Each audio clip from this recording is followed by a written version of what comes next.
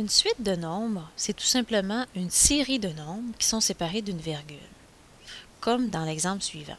Moins 21, virgule moins 13, virgule moins 5, virgule 3, virgule 11, virgule 19, et je pourrais continuer comme ça. On appelle terme chacun des nombres qui se trouvent dans une suite, comme par exemple le 19 est un terme, alors que l'ensemble représente ce qu'on appelle la suite. Dans ces suites-là, on observe parfois des régularités. On va regarder ensemble quelques exemples. Si j'ai la suite suivante, 0,2, 4, 6, 8. Qu'est-ce que j'observe? Eh bien, j'observe qu'à chaque fois que je fais un bond vers la droite, donc que je passe d'un rang à un autre, eh bien, j'additionne 2. 0 plus 2 me donne 2, 2 plus 4 me donne 2, 4 plus 2 me donne 6, 6 plus 2 me donne 8. On appelle raison la régularité qu'on observe dans une suite. Donc, dans ce cas-ci, la raison, elle est égale à 2. Prenons un deuxième exemple, où est-ce que j'ai 10, 6, 2, moins 2, moins 6. Qu'est-ce que j'observe? Eh bien, quand je passe d'un rang à un autre, ça diminue. Donc, je soustrais combien? Je soustrais 4. 10 moins 4 me donne 6. 6 moins 4 me donne 2. 2 moins 4 me donne moins 2, et etc. Donc, dans ce cas-ci, la raison, elle est de moins 4. Un dernier exemple serait 2,4,8,16,32. Et là, attention, parce que dans cette suite-là, la régularité peut porter à confusion. Si je passe d'un rang à un autre, qu'est-ce que j'observe? Ici, de 2 à 4, j'additionne 2. De 4 à 8, j'additionne 4. De 8 à 16, j'additionne 8. De 16 à 32, j'additionne 16. Ce n'est pas une régularité. Mais il existe une façon d'y voir une régularité dans cette suite-là. Si j'observe de 2 à 4 et que je dis que je dois multiplier par 2 le terme 2 pour obtenir le terme 4 et que je dois multiplier par 2 le terme 4 pour obtenir 8, à ce moment-là, je vais avoir une régularité. Et je pourrais dire que ma raison, elle est de fois 2. Il existe des suites qui ont des régularités qui sont un petit peu moins évidentes à trouver. On va regarder ensemble un exemple. Si je prends la suite suivante, 1,4,9,16,25,36. Qu'est-ce qu'on peut dire de la régularité de cette suite? C'est pas facile à trouver. En fait, il ne s'agit pas d'additionner juste 3. Par exemple, si je veux passer de 1 à 4, oui, j'additionne 3. Mais pour passer de 4 à 9, il ne suffit pas d'additionner 3, ni de 9 à 16, etc.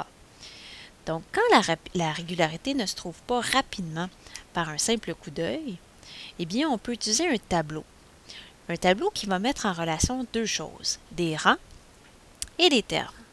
Alors, allons-y avec la construction du tableau. Rang et terme. Qu'est-ce que le rang?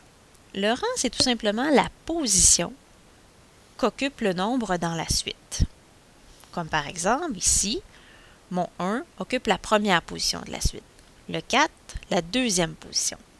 Donc, je peux dire que le 1 occupe le rang 1, le 4 occupe le rang 2, le 9 occupe le rang 3, et etc. Le terme, quant à lui, c'est tout simplement le nombre dans la suite. Donc, une fois que mon tableau il est construit,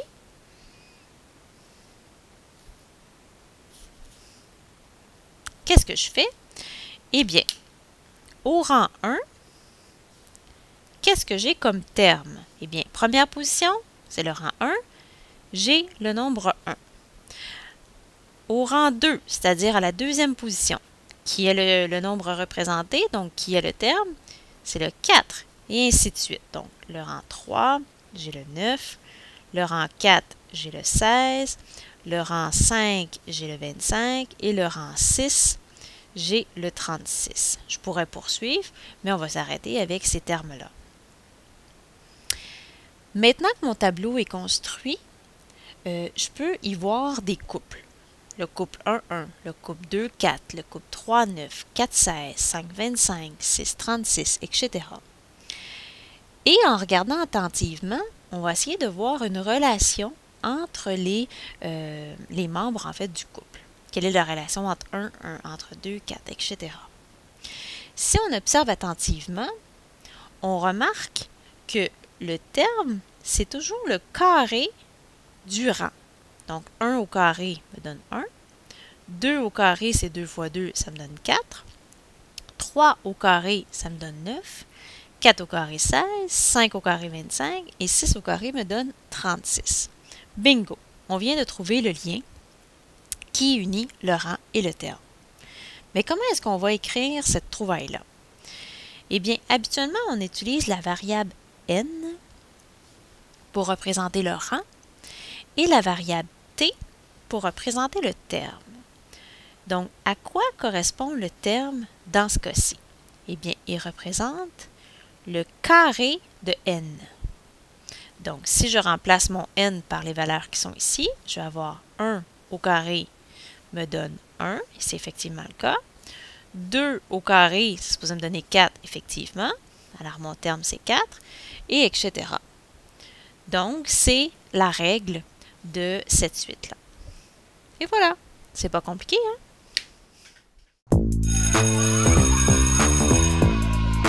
Il y a des jours où on a vraiment besoin d'un coup de pied pour faire nos devoirs, mais il y a des moments où on a surtout besoin d'un coup de main. Pour ça, il y a Allo Prof, des enseignants super cool répondent à tes questions du lundi au jeudi de 17h à 20h. Tu peux les rejoindre par téléphone au 1-888-776-4455 ou dans leur cyberclasse sur alloprof.qc.ca. Et la bonne nouvelle, C'est que c'est gratuit. Profites-en!